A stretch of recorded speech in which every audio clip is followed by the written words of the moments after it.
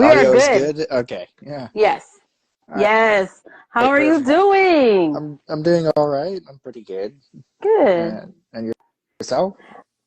Good. I'm doing excellent here in sunny South Florida, where I Mm-hmm. am currently located. Yeah, and where I'm also currently located. Some Yeah. people, my followers also know. That's so wild. That is Mm-hmm. so wild. Um, hey guys, so for those just coming on, we're going to be talking about Kung Fu Panda 4, Mm-hmm. our thoughts and everything, and obviously we're definitely going to be like leaking into the franchise. I know we're Yeah, going to and review all of them. I just know it. we will also be diving into pretty heavy spoilers. So if you are someone who has not seen the movie at all at this point, just make sure to just stop the video now and then just come back later or anything like that. So just Unless you were not planning unless on seeing it. you're not planning to watch it, yeah, that is also true and stuff. Or if you just want to hear some of our in-depth thoughts about the spoilers and then witness yourself, then that's up to you, of course. So Yeah. Alrighty. Okay. So, first I want to start by letting everybody know that Hugh is an avid movie lover yeah. and watcher, such as myself. Hugh, what do you have going on right now before we jump into anything? Well, so actually, today, of course, I did some show watches. Of course, I did for the X-Men '97, the newest fourth episode, and then, of course, later on after this, I'm doing the Bad Batch watch, and then I'm also making preparations for my next review, which will be the Invincible season 2 full review, because the finale is going to be tomorrow. So definitely like preparations for that and stuff, as well as just figuring out what else to do for this month, because there's quite a lot this month. Some movies I'm not as interested in going to see as some people are, but then there are others that are like, okay, those speak to me a little bit more. So it's just like, yeah, just trying to figure out. I initially did have a plan to go see the Monkey Man movie because I've heard quite a lot of things about it, but I could not find any good high def images for the review. So it's just like, I don't know if I can do it and stuff, because that's always been the big thing. So. But yeah, we'll see. And also, I didn't even know it was coming out this week, so it's like, okay, I plan all my reviews in advance, so it's like there's just no way. But I did, however, get a early screening for Kingdom of the Planet of the Apes for May. I get to see it a couple days early before its official release, so that's gonna be a fun one. I'm excited. I mean, I know we don't have Andy Serkis, but. Yeah. I'm still excited. Yeah. I'm still excited. So that's pretty much what's been going on with me review-wise. And then, of course, again, there's just been a couple of reviews that I'm doing for April. And then I'm trying to figure out what to sneak in for another one to kind of like have everything balanced out. But yeah, that's pretty much what I got going. Okay. Sounds good. Sounds good. So I have to finish season 2. I think I'm like an episode behind of Invincible. So it's been very, very interesting. I've been very in a good way. So right now we're going to dive into Kung Fu Panda 4. So let me start off with, what were your original thoughts on it? Did you enjoy it? So I very much enjoyed it. This was definitely like, I wasn't sure what to go in expecting and all that, but however, considering that the same writing team that's been involved since the beginning, like since the very first film, because even though every film has changed in directors, the writing team has always been the same regardless. So it's like, okay, knowing that they're involved, I knew there was going to be some kind of consistency here. And I felt like we very much got that.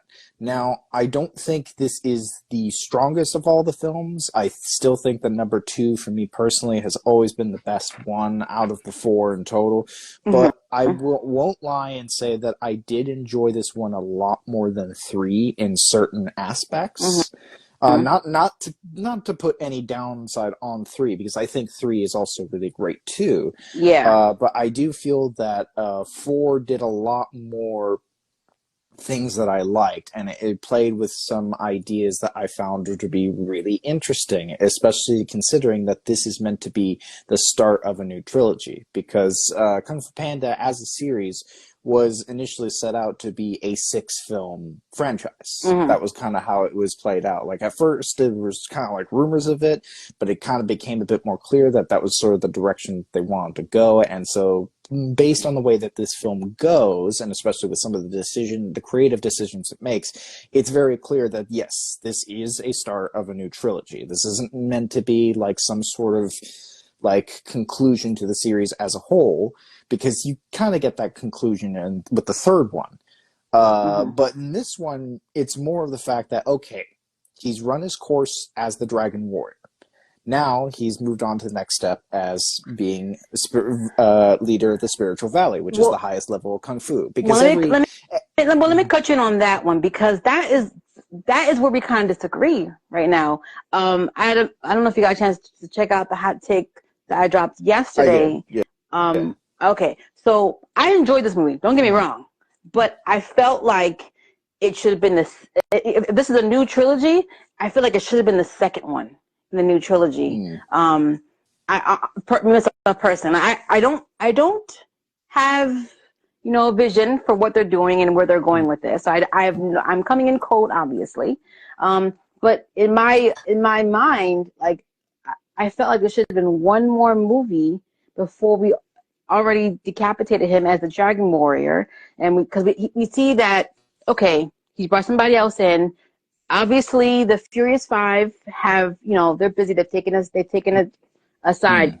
So we already have them on the sideline, and then basically he is getting sidelined, in his own in the movie. Well, so. I mean, I still say he's the central character. It's just that obviously he's now taken a different role, which because in a way, and it kind of makes sense, because given that the way that each film has sort of progressed is that each film develops a new side of him every time. Like it always develops his character continuously. And then also it has him progress through each level of Kung Fu, which in a way, if you think back to some like martial arts based projects and stuff, like even Dragon Ball, for instance, you see characters rise up the ranks in different ways and kind of just like move on, them becoming masters of others and treating and stuff. Or even a better example would be the Last Airbender franchise. Like you think about like where these characters have started versus where they come from in things like The Legend of Korra and stuff. Like, I mean, Aang looking like a master when he was a student originally.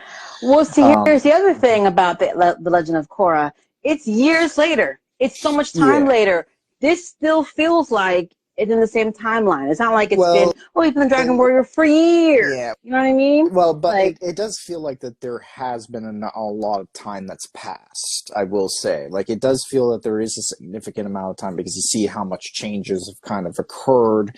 The biggest one being that right off the bat, when they do, like after the initial sort of first action scenes, when they show his first action scene as the Dragon Warrior, you notice the biggest thing is that he's working alone now. He doesn't need a team to back him up this time, because he has become that powerful now. And that to me, like, it shows like it is significant growth for him, because most of the time he has pretty much relied most of the time on the team to help him out and stuff, like, and especially in the second one and the third one especially, is that he could not face the enemies alone.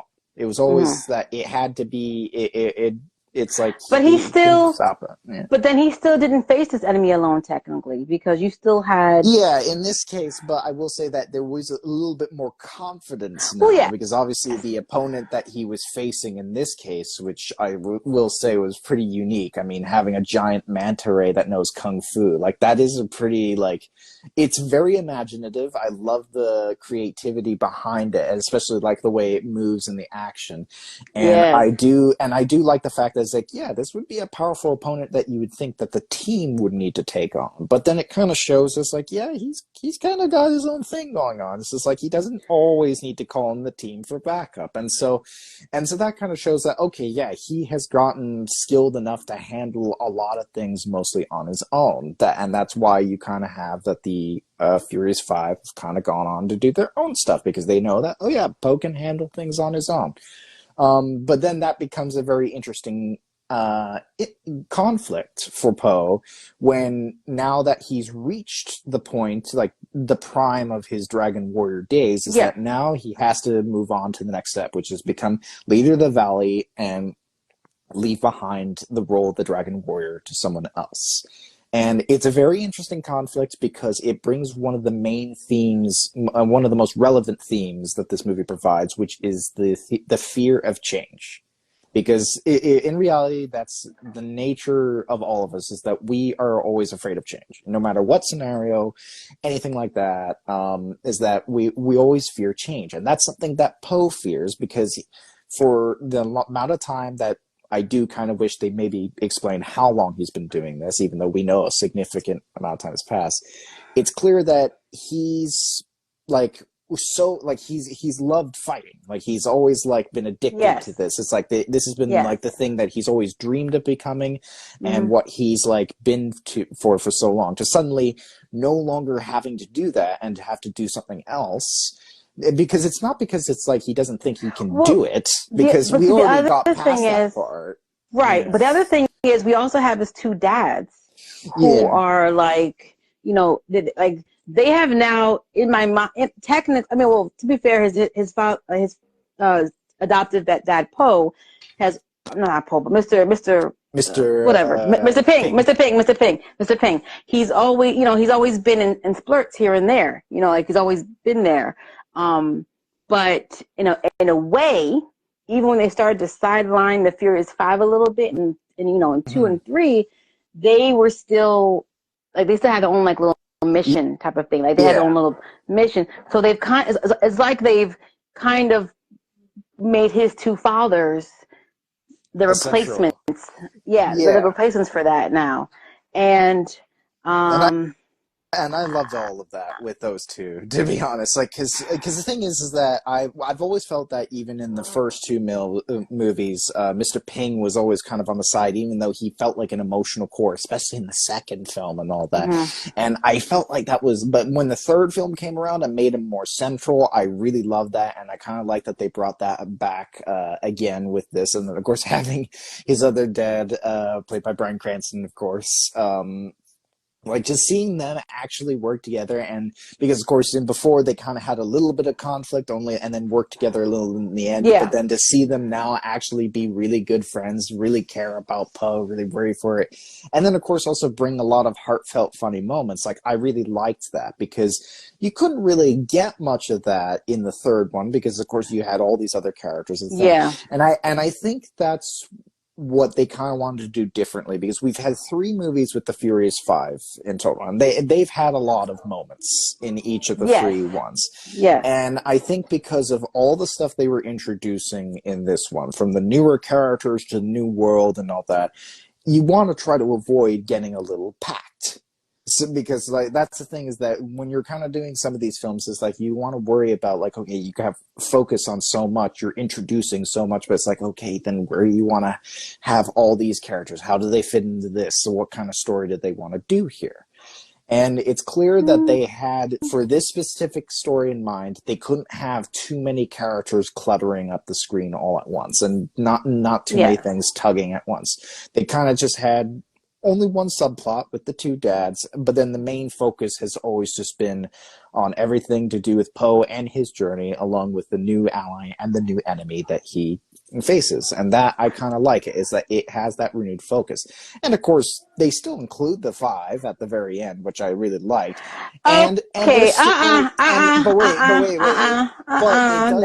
it does give the opportunity that they can come back for the next installment. So it's not like, oh, that they're just completely forgotten, never to be seen again. It's clear that, especially at the very end, is like, okay, they're going to help out with the new Dragon Warrior, because of course, obviously, the Dragon Warrior and the Furious Five always work together. So it's like, okay, you have all these masters who can help train this new one. And then, of course, you have Poe, who's the one that's overseeing it and stuff. So it's like, there are opportunities that you can still see those characters return and continue to be fleshed out in certain ways. But obviously for this one, they kind of were sort of following the beats of the first film, in which the focus is mainly on the newer elements. Because if you think about it, in the first film, the five were not actually there that much. I mean, yeah, you see them quite a Yes. lot, but they weren't Yes. really developed in any way. You only just knew them as like, oh, these like very high profile masters that kind of had their own personalities. And the only one that really had some slight development was Tigress, at least in the Right, movie. and that elevated with each movie and became more. Yeah, You they, know, they you got became more fleshed out in yeah. the second and third one.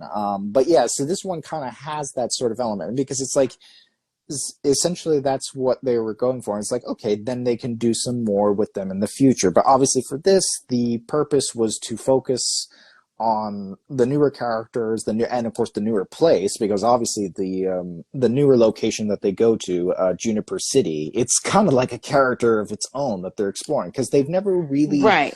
done any much exploration of other places they've been to. Because if you really think, well, because the thing is, if you think there was in third one there was the Panda Village, and for those of you who are just coming on, we're talking about Kung Fu Panda 4.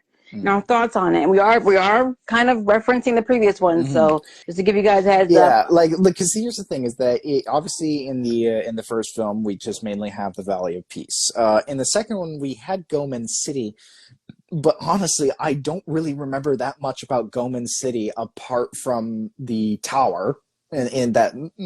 Like the main tower that's in the center of the city, as well as the fact that that's where it's set up. It didn't have any character to it.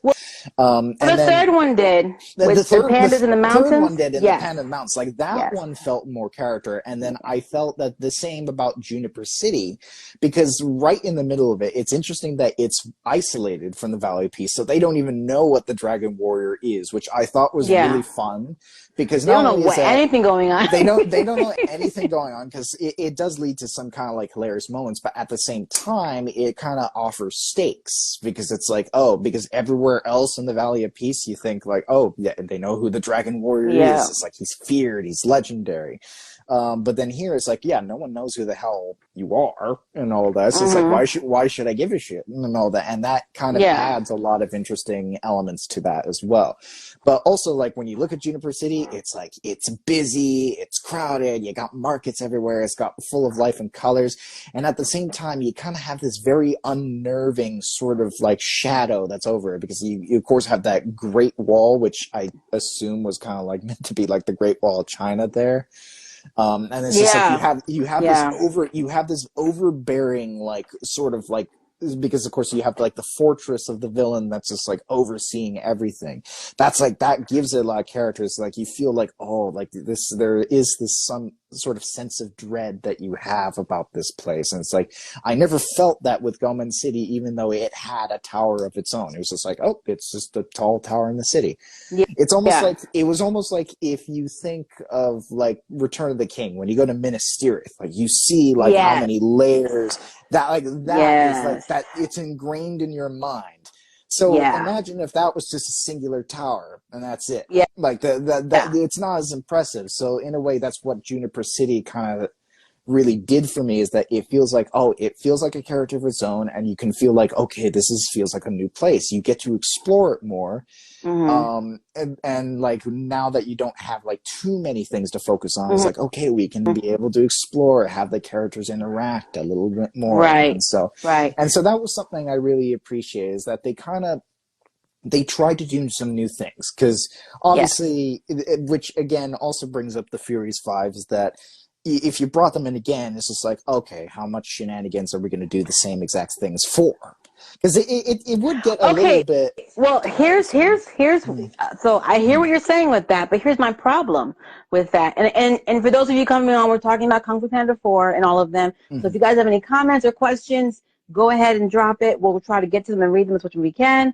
But you said they don't want to, kind of repeat. But I felt like they repeated with the villain. And that, I feel like that's where some of that was lost for me, because the villain could have been so much stronger. If you look at part 3, Kung Fu Panda 3, Kai, the bull with the cool green, like, rotating chains, he was grabbing up Master Cheese to make himself more powerful. And here in this one, the chameleon. Wait, was her name Chameleon? The chameleon. That's what they call it. Okay. The chameleon. She had no ability, right, in Kung Fu, so she decided to take all the masters Yeah, but that's not. But I will say, like, the fact that she's copying and stealing, it's not the same as what he was doing. Like, he was just stealing their It's energy just to make himself like more powerful and all that. powerful, but now But in she's her case, feeling. she's stealing the form. She's stealing the exact moves that they do, and then is able to like mimic law. And the other thing is that I liked her motivations a bit more than Kai's, because Kai's, I never really got the gist of it. I mean, I think he's a cool villain, but Yes. to me, he just seemed like a power hungry bad guy. He didn't really have that. That was all it was. Is that he was just wanting to do it, like, and even like straight Well, up that's what they all are. That's what they all are. Well, no, The I would first one. argue. Well, okay, maybe the first one wanted to be the Dragon Warrior. His was a Wanted to little be the dragon. different. Yeah, wanted to be the Dragon Warrior because he was basically raised to be that way by Shifu, and basically had this very hatred for him because he felt like, oh, that he was basically raised on this belief that he was like, this Yes. is what he was meant to be. So to me, that's a very interesting motivation. And then in the second one, for oh crap, I'm trying to like, oh yeah, Lord Shen. Yes. For him, his motives was that, of course, even though, yeah, he sort of was trying to control everything, it was more of the fact that, that There's a he, like, prophecy. The prophecy yeah, he was trying to it was avoid a that he prophecy made he was trying to happen. avoid, and that he made happen, and then of course, obviously, his parents disowned him Yes. because of that, and that he was trying to make it right by them in his own twisted fashion. Meanwhile, Yes. Kai, on the other hand, it was just like, okay, this is a power hungry dude. I mean, fearsome and pretty cool with design, but it's just like I never felt him. But with the chameleon, what I really liked of the fact is that, okay, yeah, she is terrifying, and yes, she does have like control over everything and power, but what I found interesting was the fact that when she mentions that she wanted to be a kung fu master, and Mm-hmm. that she went to all the masters she could and was rejected. Now, if you really think about it, that's kind of like a dark reflection of Poe, because the way that like she was describing it is that, that she feels like that she would no one would ever want to teach someone like her, especially for her size, Yes. which is exactly what Shifu said when he met like Poe and stuff. It's like, a panda, like what the hell, a panda and stuff, and then of course you have the masters goes like, a chameleon. It's like, what, or is this a joke and all that? And in a way, it's kind of like, this could have been what Poe would have became if he kind of let all these masters like get to him the way that they did. And he almost did. He almost did to a point. But it's then it's like, okay, in this way, she is very much like that. It's like, it's like the fact that now she's just trying to become this sort of parasite that kind of like to get what she believes that she deserved, like this But then entire time. her superpower is changing shape. Yeah, which, And interesting enough, is kind of ties into the theme of the movie. It's like, you have a fear of change. Poe has a fear of change. It's like, you're literally facing a character that is able to change and all that. So it is kind of symbolic in some ways, and and that's what I felt with it. And plus, you can't get wrong with Viola Davis. I mean, she ate this role up. I love the voice casting. I liked that her power was the shape shifting. I literally liked that.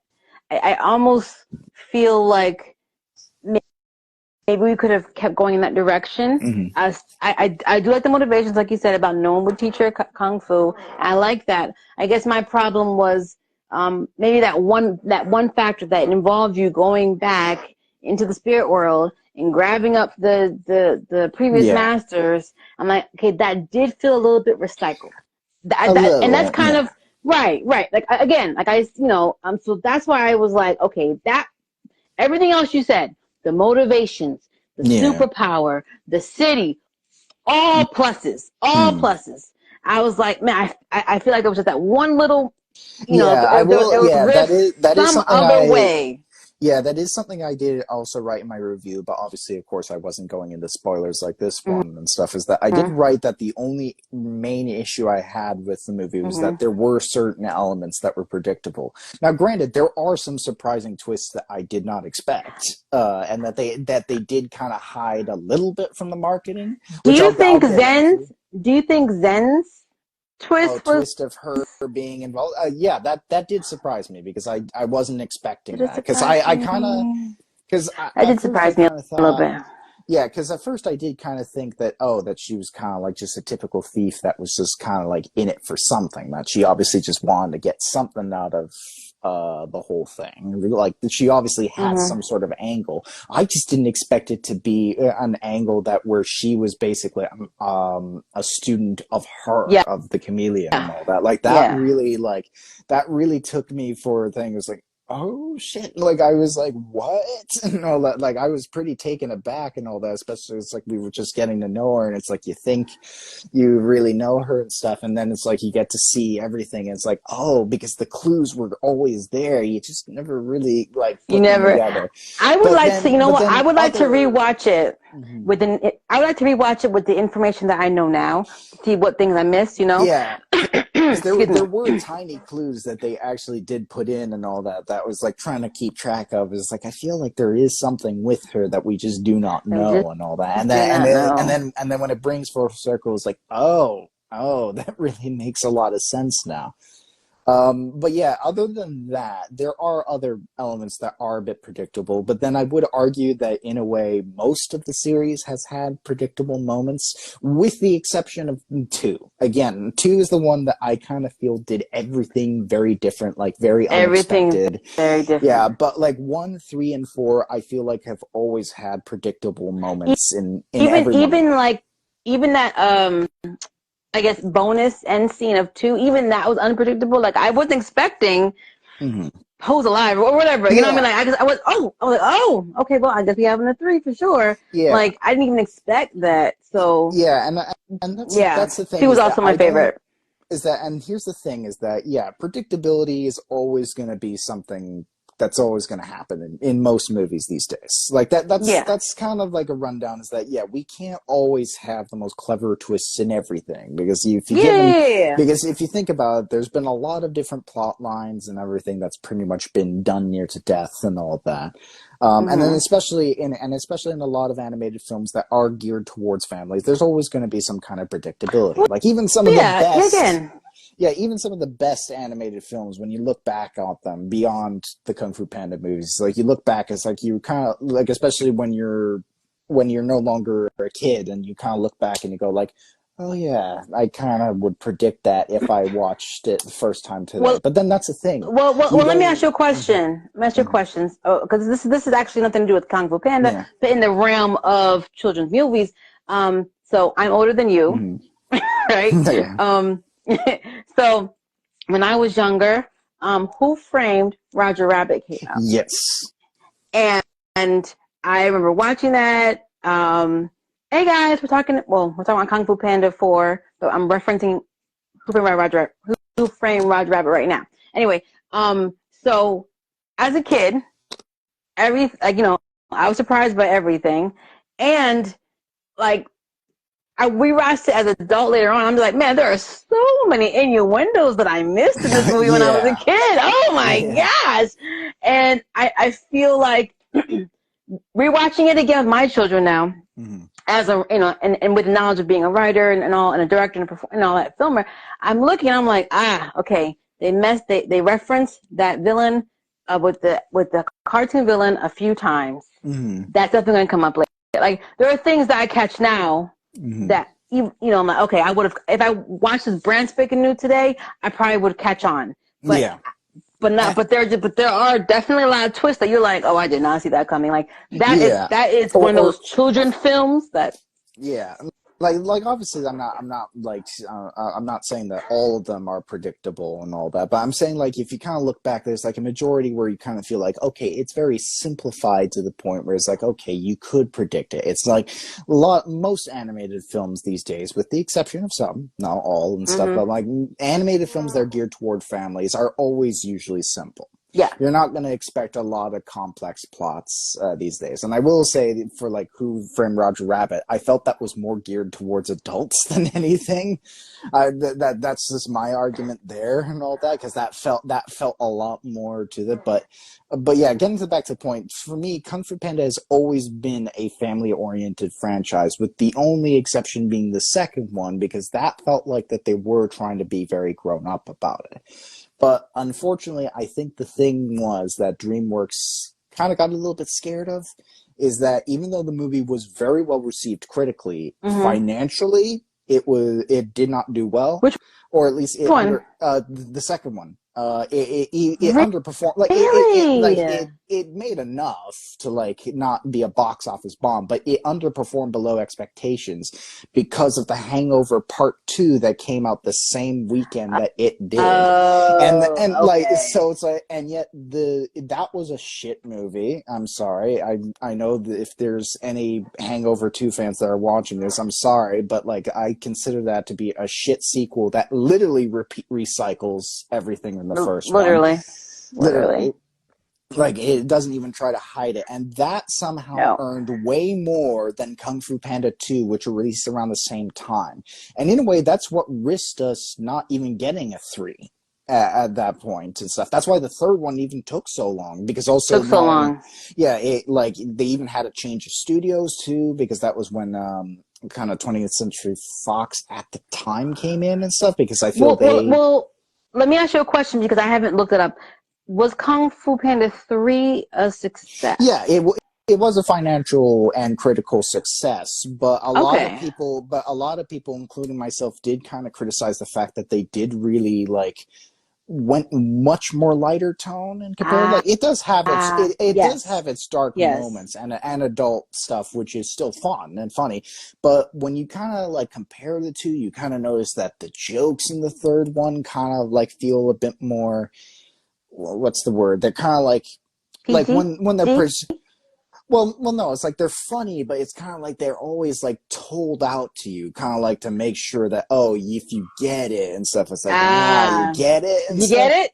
Did you get it? Yeah. It's like they're telegraphed. That's the word. They're telegraphed more, and they don't feel as natural. I will say the fourth one has better humor in terms of like it doesn't telegraph it as much compared to the third one, but it kind of feels like okay, they were going for a much younger audience compared to the second one, and I don't know if that was because of the way that the box office was, that they think dark tone, not really going to do that anymore and stuff, because they think honestly, I feel like they were trying to bring in a new audience. So think about the amount of years, guys. And for those coming on, we're talking about Kung Fu Panda 4 and basically 1 through 4 at this point.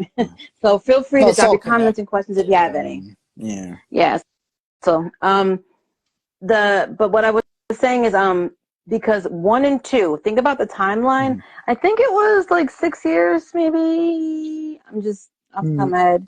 Might have been a shorter amount. I know it took longer for when it came to the third one, because the third one was 2016. But what you're saying is, even with it not, with the second one not being as successful, I think they were like, okay, let's bring it down a notch so we can open up our pool of audience to even younger members. Yeah, and I kind of feel they just did it for the wrong reasons, because it was not because of the fact it was darker that it just that the movie didn't do financially well. It was just more of the fact that it came out the same weekend as a shitty sequel. So, did you like 4 over 3? Yes.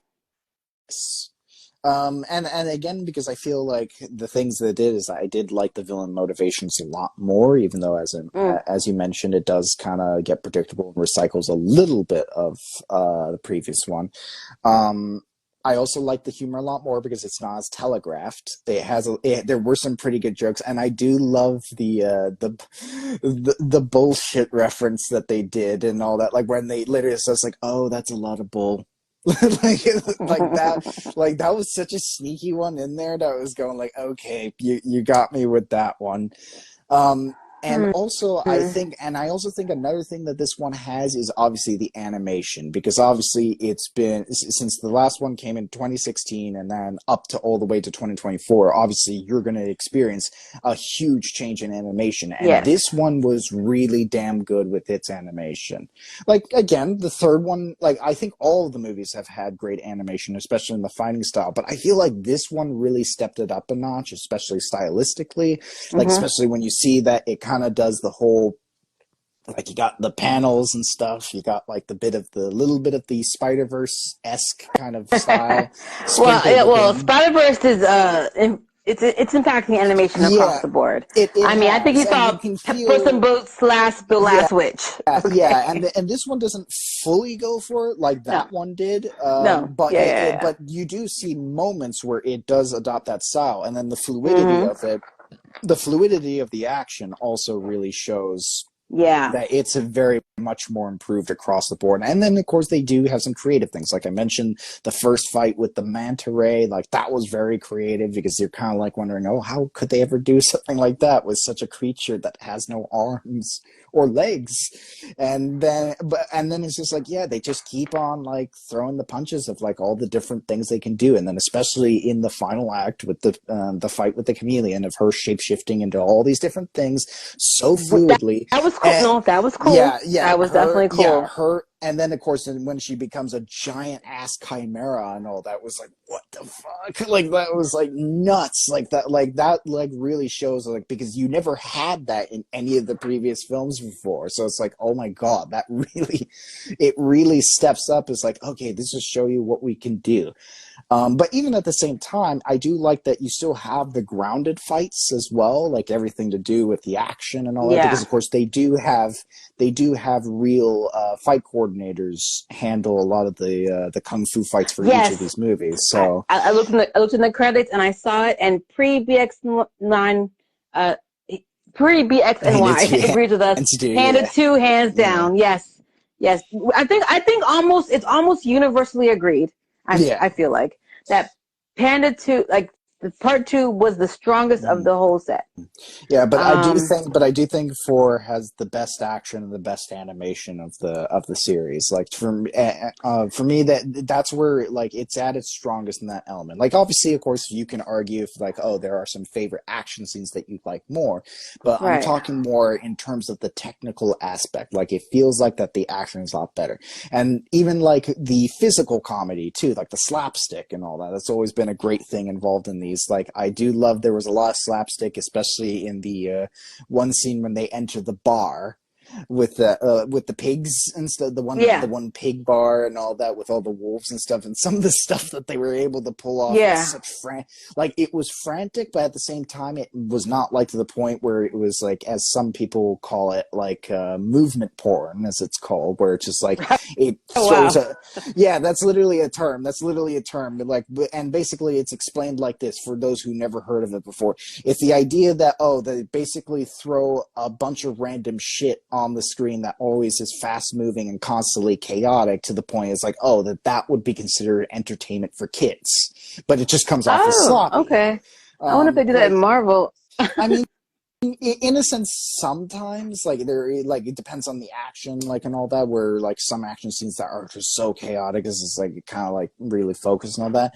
But then Mm-hmm. like that, which is why I prefer like anything that like shows everything that's happening on screen, even if it is chaotic. If you at least have somewhat of a focus within the chaos, I Yeah. think that's where it works. Yeah. Especially Freeze when, frame. yeah, well, maybe not freeze frame, but like maybe brief Mm-hmm. stops in the action Yeah. or realistic ones and stuff, which is what this one had, because especially when it was like showing the camera like moving up and going around and stuff, you see the characters stopping No, or like no, no, just no, no, having no. these You're stops. right. You're right. No, no. Okay, so I will agree. It's stylistic, better for Mm. sure. The animation's better, but that's also because of the time. To be Yeah, fair, and yeah, pre BX and Y, he brings up a good point. He says, I felt they could have done more with the story, um, but but it was it was a straightforward. straightforward movie. Yeah, like that's what we were It was discussing very tight. earlier. It was very Very tight. tight, Like yeah. it was very tight. Mm.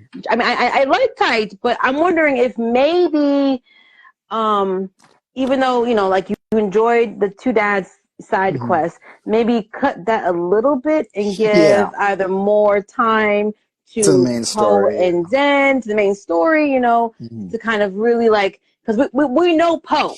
Yeah, And we know yeah, that on the level, Zen is technically hiding who she is, to be fair, but there's still I felt there was still more time that we could have like Yeah, sat. we could. You know what I I will mean? agree with that. I will agree with that. That it is like I would prefer if they leaned a little bit more on that and stuff. I will agree to that, but I still do feel that they were still a main set of the movie, and of course they had a really great relationship. I feel that both Jack Black and Awkwafina really bounced off each other. Mm-hmm. Like you have these two generations of comedy that are kind of sort of coming together and all that. And funny enough, in a way, there was a time where Jack Black was considered a nuisance at the time, and now he's a beloved treasure nowadays. But I do What? remember there.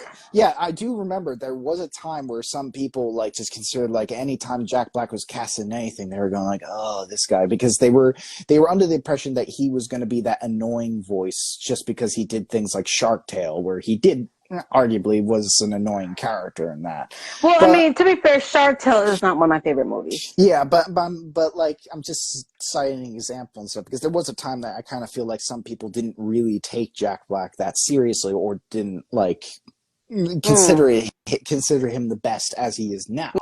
Yes. And in a way, Awkwafina is kind of going through that phase too. Like, to be honest, I don't really understand the hatred for her either. I mean, like, yeah, there have been some movies that she's been in that weren't all that great, but I blame that mainly on the scripts and all that rather than her, because I felt like So, she's had some great stuff. And here, I actually consider this to be one of her best performances because she's actually a lot more level-headed, I guess, because obviously most of the movies that she's been in the past, they kind of like rely a little bit more on her comedic stuff. Like she always like, oh, she's the jokester and all that. And even though she has some comedic bits in this, it felt like it was a bit more serious in comparison. She wasn't like saying as much of jokes as Jack Black's one does, and she kind of like felt a little bit more like, okay, you're actually playing a character here as apart from just being yourself and stuff, which is something that people have always argued with certain like voice actors playing a certain characters and stuff. So it's like pre BX and Y says she plays the same character except in this movie. And yeah, this I can agree to that to an extent. Yeah, like this one is like the one I felt like, okay, she wasn't really playing much of herself in this, or like putting much of herself in this character. This felt like, okay, she's actually playing someone here, and that's what I really liked about this role, as well as like the character story, and that the fact that she has some similarities to Poe when you kind of look at them back to back. Like you see that, okay, she's a bit of a mirror of him as well, even though they're obviously the places where they come from are a bit different. they're a bit different, Yeah, and it's clear, and I also, and of course, Pre-XB mentioned about the misfits earlier and stuff, which of course is relation to the thieves and stuff.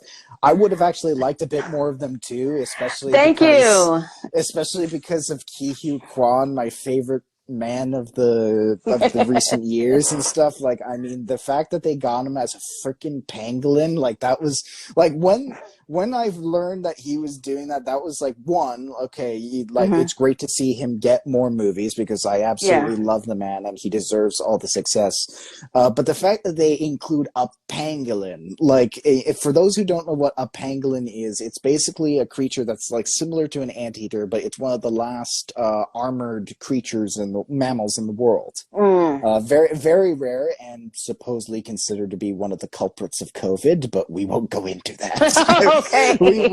we won't go into that. Well, but yeah, like the fact that they included him as a creature, like one that's like, it's just such a fantastic inclusion of an Asian creature and all that. That it's just like, it's so genius. And that actually brings up that I do like the fact there are a lot more Asian involved voices in this one. A little bit more compared to the thing. But it was kind of really cool to see a little bit of that representation come a little bit more forward in this one. And again, but I just wish we had more with the thieves and stuff, like especially because even when Poe was giving that speech, trying to, and they're like, okay, so we kill her later. Got it. I was rolling. Okay, I was rolling. I was like, give me more of these guys.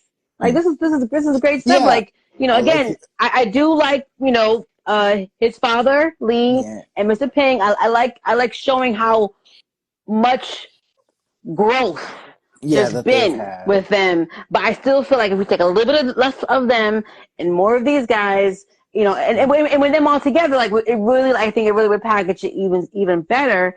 And I'm wondering, like you said, it would be kind of, it was, I guess, bloated if we brought in the Furious Five. Yeah. Now, the thing is, I thought there would be more. I thought there might be more thing like from the beginning when Master Shifu was like, "You got to pick the next Dragon Warrior." I thought that was going to be That he more of would the choose one of the Furious Five to take on the. Well, no. I thought that like he would choose his successor earlier, and Master Shifu would have an issue with it, or even the Furious Five, and then you kind of see her win all of them over. But maybe that's a second movie. I mean the fifth movie, whatever. I kind of feel they're saving that for the second movie because in a way he did have an issue with Yes. it at the very end. I mean, it was Yes, like, at the very end. Yeah. I was like, Shifu, you learn nothing. You learn nothing. Yeah, which is but although to be fair, the one thing that was a bit different here is that one, that she is a thief and Poe wasn't. She's a criminal and Poe wasn't, and then the other thing is that she did kind of betray Poe even though she earned his forgiveness. It's like obviously Shifu doesn't really know her as much as he does, so there is a bit of that. Although to be fair, I don't know if Shifu is going to be around, to be honest, because when you think of Dustin Hoffman, I mean, how old that man's getting and all that. I don't know if he's going to be around long enough for this series to conclude. But I mean, if they find a conclusion for his character and maybe he's still around for it, that would be fine and all that. But it's just like, okay, I do see what you mean though. Like I do get the idea that you thing like that would have been interesting for this movie too. But again, I kind of think the idea that they were going for as well, what they were setting up for this new trilogy, also works as well. Yeah, and it actually So there was one point that the chameleon, right? That's her master, right? Yeah. Tell me why she knows Kung Fu and the chameleon don't then? Well, I think that obviously also the thieves knew it a bit too. So it's obviously a bit more of a street level thing that they kind of do. It's obviously not perfect, but considering that obviously she loses to Poe like twice. Well, I mean, Poe's a dragon warrior. Yeah, you ain't taking down Poe. So it's obviously she knows how to fight, and so do the rest of her friends, because obviously that's how they've been surviving so long and stuff. So she has like her own skill that's been refined, and then of course obviously her master has kind of like shown her things too, even though she can't do kung fu herself. She obviously mentally knows about it because she obviously knows about every single master in history. So it's like, she like Poe has studied. Yeah, Poe knows everybody. Yes, and in a way, if you remember, Poe did the whooshy finger hold, even though he was never taught it. He just knew it from memory and stuff. So in a way, that's kind of this. Again, that kind of like shows us like, okay, that's how you like can tell us like, okay, she's obviously has all this unrefined skill that now Poe is going to help her refine it a bit more, like going forward and stuff. Is that she's going to try to teach her how to get better. She obviously has the skill, but she's kind of lacking in some areas. And even like in that final montage with the Furious Five and stuff, you see her kind of screw up a couple times, which was funny and all that. Like when she tries to go through one of the hoops that Monkey does, and then she gets caught up. It's like, because think about this. No, you're right, because Poe from movie one, the end of movie one, Poe could not do any of that. No, do any of that. In like he you put him in Kung Fu Panda 4, he getting his butt kicked. Yeah. So it's definitely the journey. Yes. So So again, I like the movie. I do. I guess I'm just one of those people, like you said, who like some of the changes. I'm like, whoa, I wasn't ready for it. And I needed another movie to ease into it. Yeah, So but then again, that goes into even the theme of the movie is that yeah, change can be scary, but it's like it's all about learning to accept it and learning to kind of embrace it and stuff. I And don't so want and yeah, and to. again, and so that's and again, that's like that's what makes it so relatable is that yeah, change is always a scary thing whenever it Hmm. comes, but it is nature. It's always going to happen, and if you try fighting it, it's never going to do anything good for you and No, stuff. And it's no. that's true for Poe in this case too, is because like when he tried to reject it, it's like it didn't lead him down a good path. Yeah. And so and so that was kind of like the interesting thing and all that. And even though, yeah, he technically was like not wanting to be much of a teacher in the first one, it was only because he doubted himself that he couldn't do it. In this one, it wasn't that he didn't doubt himself that he could be a good spiritual leader because Hmm. he was trying, Well, he was but teaching before too, so. yeah, so it's not that like he thinks that he can't do it. It's just that he doesn't want to do it because he's afraid that of losing what he felt like was his identity. Hmm. Because he did embrace the identity that he was the Dragon Warrior in the Yeah, third one. That was yeah. the main gimmick of that one. It's like he's embraced that for so long that it's like, Hmm. oh, suddenly I'm supposed to be someone else, even though I'm Yeah, not going to be able to do all this stuff again, yeah. which is what makes him go on this quote unquote final mission. Although I'm pretty sure that if for the next one, they're obviously going to have him do more stuff too and all that. So there's probably more Well, adventures to be like had as well as more potential threats out there because it's like there's always going to be some interesting threats that they yeah, can come up with. yeah. Um, Well, and places they can go because this really shows that yeah they can go to more new places that are outside the box a bit more creative yeah. and it's like you can it's like there are definitely like a lot of pathways they can go. It's not like that this series is kind of like creatively bankrupt as some others can be and stuff because that's the thing is that Yeah. that's usually the issue with sometimes when you have fourth outings for either animated stuff or even anything is that they kind of run into ruts. But because of the way that they have created this universe from the ground up, it's like, okay, there's a lot of directions you can go. Even like they even had like I can't remember what the name of it was called. There was an animated series that they did that's not canon, by the way. Thankfully not. Oh, right, right. Yeah, The Kung Fu Panda animated series. yeah, Yes, I remember. I like remember. they do have that series, and even though it's not really that good or that well made, it does show that there is interesting possibilities that you could do and Hmm. things you can explore because it's such a creative world that you can still do so much with.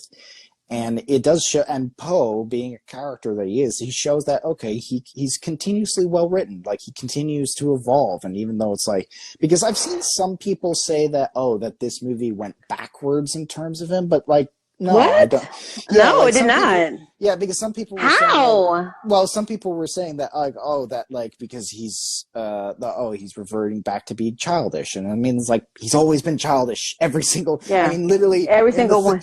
even in the third film, even after he embraces like his identity and finds out what he is and stuff. I mean, when he turns into the giant dragon, he's literally laughing and playing around and stuff like a little kid Yeah, and all like, that. So it's like he's he's always been a always been childish that. kid and all that. But it's like But he is really good at kung fu, even though he does like still like comes across like confrontation and all that. and That the it's maturing, yeah. yeah, like so it's like he has matured in that aspect. It's just the only thing is like, okay, that you're now facing something that's like really great to deal with. It's like change and all that. And again, it's not like he's like being reluctant because oh, I don't think I could ever be a spiritual leader, because then that would be a repeat of the third one where he felt like he couldn't be a teacher.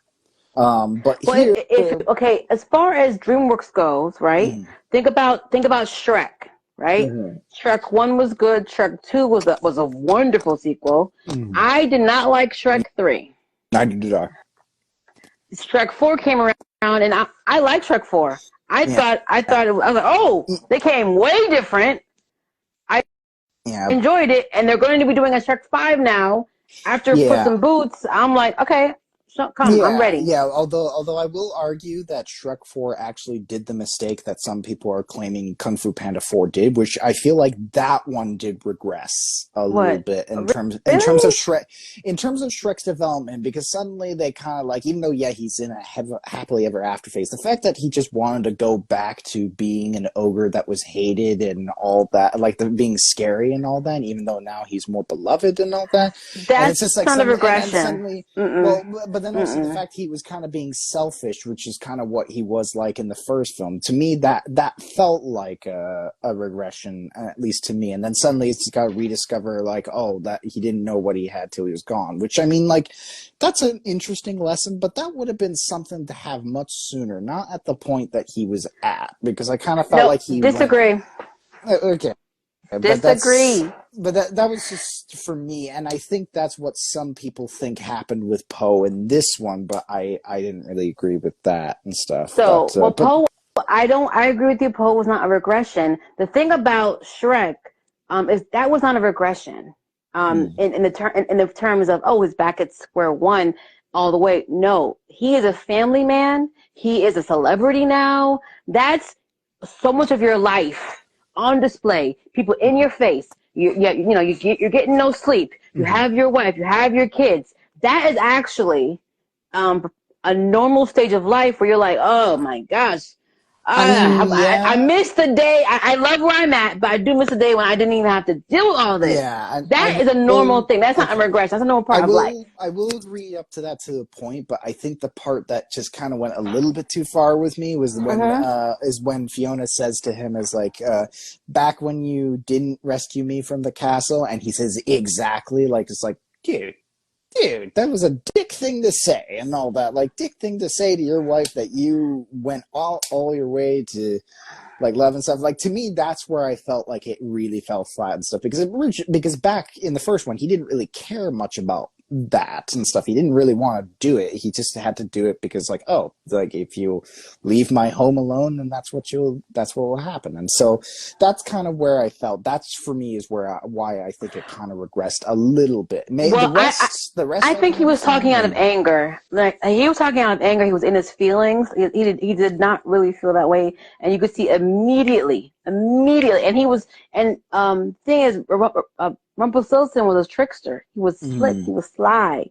So he presented it as, hey, in him it was like, oh, it was just one day vacation mm, from your life. You can come back, recharge, and come back. So recharging is a real thing yeah, for fathers and mothers. That's a mm, real thing. So the idea that it's regressed, I feel like, are people who don't have families, who aren't yeah, celebrities, who don't understand the high demand, and you needing like mm, a day or an hour. Like I just need a moment to myself yeah, because even me, like I have a huge family. I love my family.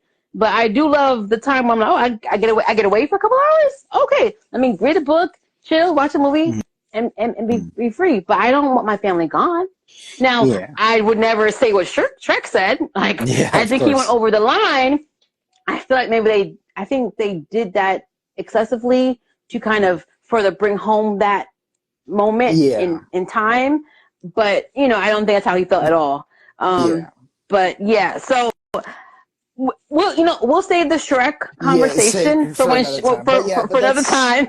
yeah, but that was kind of like what some people were thinking was happening with four and stuff. But I don't feel that four ever regressed anything with Poe and stuff. I felt like it did a great continuation of his character, and I'm really Hmm. interested to see like how much further it goes and stuff. Now that he's like, okay, he's accepted his role. Now he's teaching the new Dragon Warriors. Like, okay, where could this go? Like, how like it'll be interesting to see how his form of teachings will be interesting in comparison to obviously Shifu's and stuff, because obviously Shifu goes about it in a lot more of And a a whole thing. different way. But now he has someone that he can relate to a lot Yes, more in comparison, yes. and that's where the differences come in. It's like, okay, like when you look at it, it's like that's not going to be a repetition of what Shifu was like and all that. It's like, okay, you have it. It's his style, it's his personality matching with hers. True.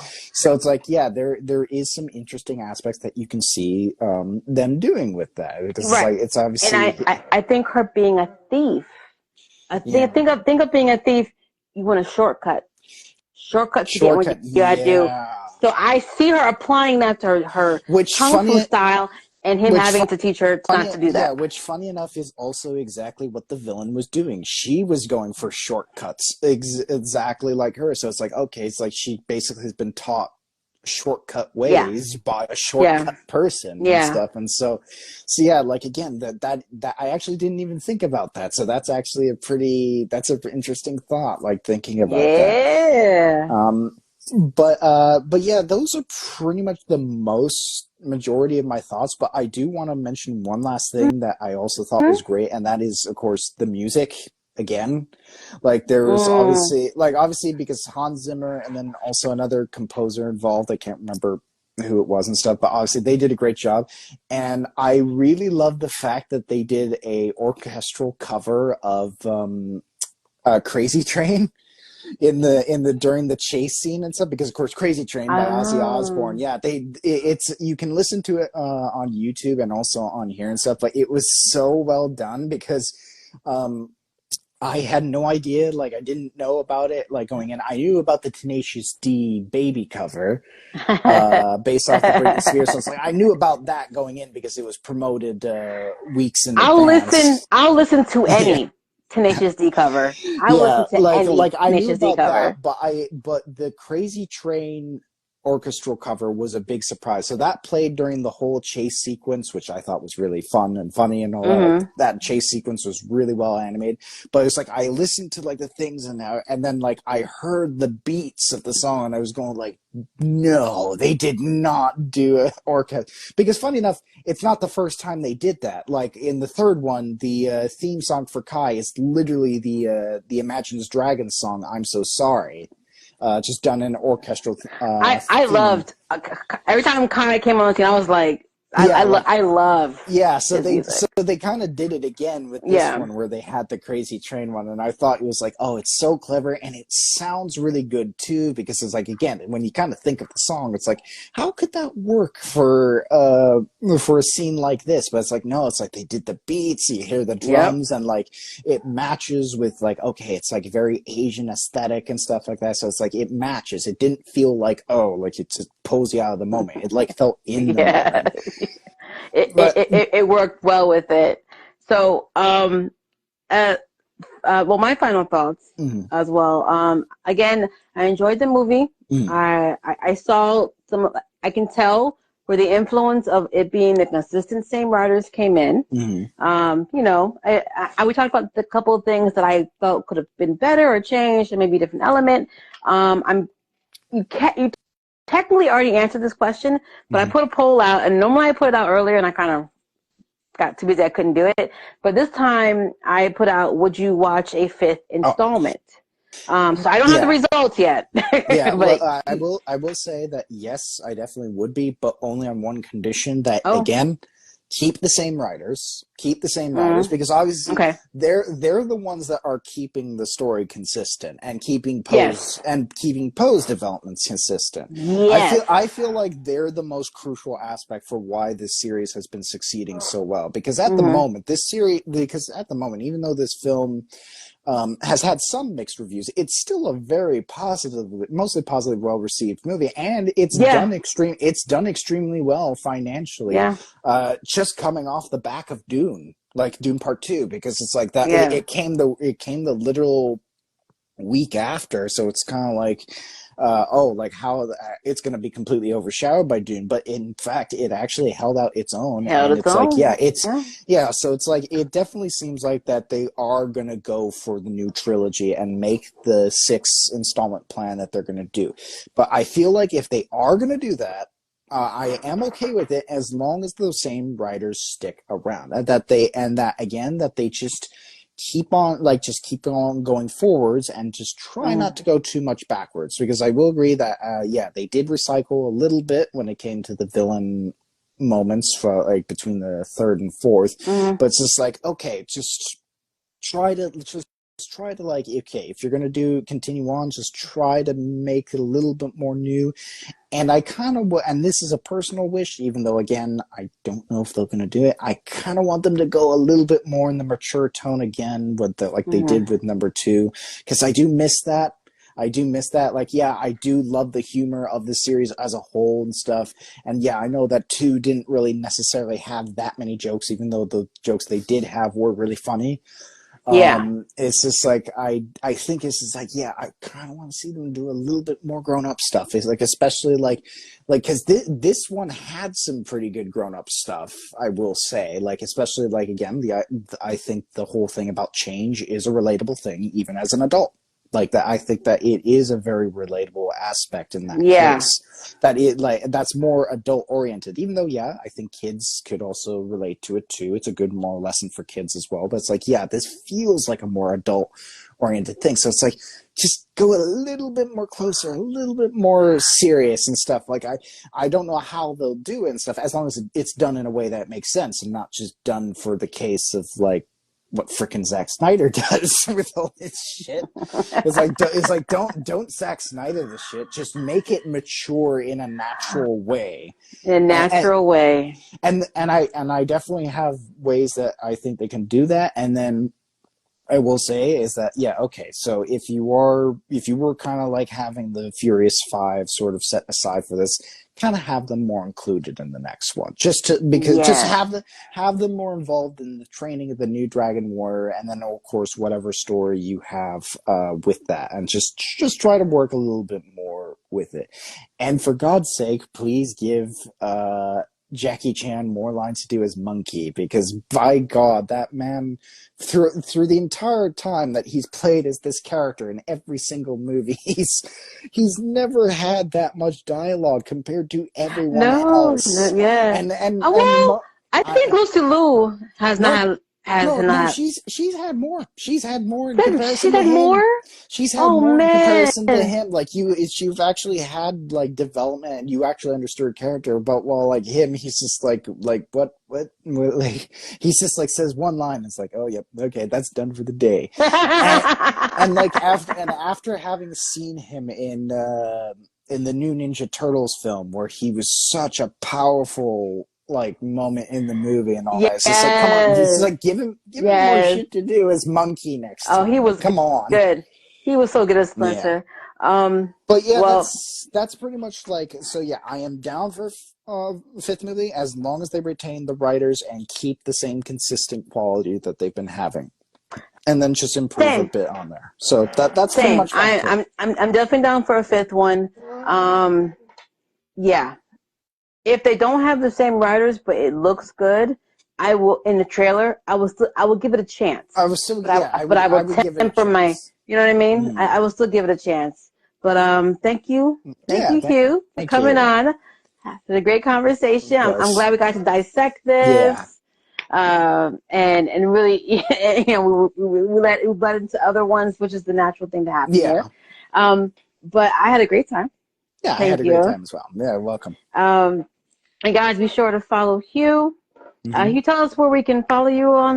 Mainly you can follow me here for all my reviews. You can Hugh V302. That's my Instagram name, so you could be able to follow. That's where I mainly like post all my stuff. Sometimes there's also stuff I post on My Pixelated Geek or Guy at the Movies. Those are some other accounts I'm associated with. Okay. But mainly if you want to find my content, it's all here on my Instagram. So just be sure to check that out. And for any followers that may have watched during this or are going to be watching this later, be sure to follow Real Lovers up here, as well as the second one, which is NXG Global Productions. NXG Global Productions. Yeah, so be sure to follow both of her accounts, of course, and hopefully we'll do this again for some other movie next time. So we're not sure which one, but we'll figure it out. We'll figure it out. Yeah. I'm gonna laugh if it's Shrek 5. I'm gonna laugh. Who knows? Anything can Who knows? That would be amazing. Yeah, it may get closer than we think. We don't know. Yeah, we'll see. Yeah. All right. Well, you guys take care. Thank you guys for coming on, and listening, and I look forward to seeing you guys next week. Yeah. Next week, Wednesday, Hot Take Tuesday Live Wednesday. You heard me. I'm not changing the name. I don't.